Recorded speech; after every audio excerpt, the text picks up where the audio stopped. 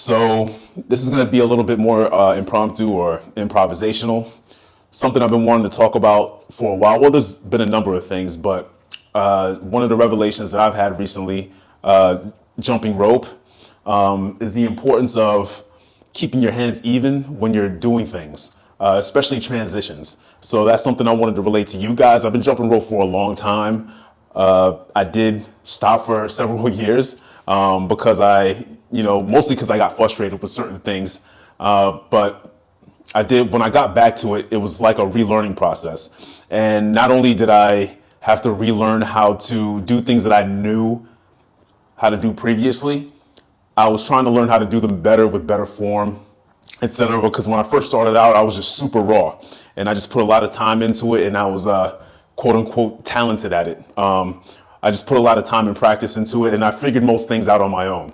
But coming back to it, wanting to learn things more properly, I started paying more attention to certain details. And this is one of the details that I always intuitively knew, but I didn't keep it in the forefront of my mind until relatively recently. And it's something that I think would help a lot of people, especially once you start getting fatigued. So you always basically want to focus on, again, keeping your handles even no matter what you're doing. So the basic skip, right? My hands are nice and even. Even when I'm doing a transition side swings, my hands are at a similar level.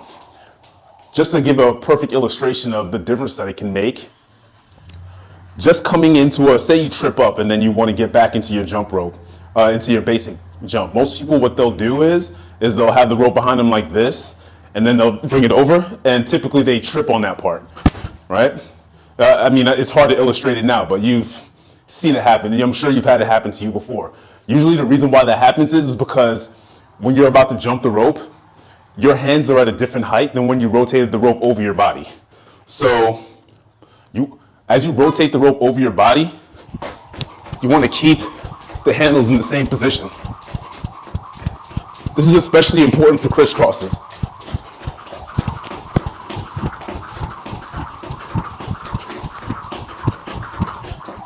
Notice how they're going? Something like a double under. Whoops. But yeah, keeping the rope at the same height when you're doing anything, super important. And this is kind of what makes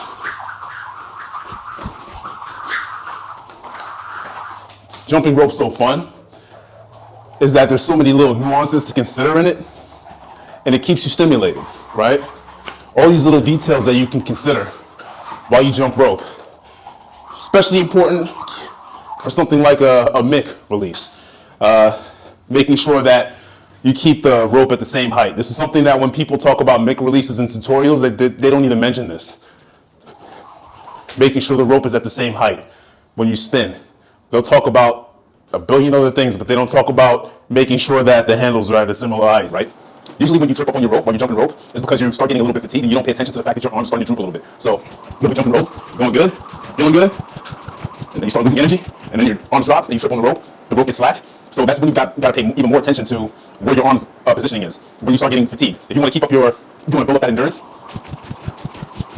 and not get tripped up as you get tired, pay attention to where your rope handles are, as you make your transitions. And make sure that you're staying disciplined with it.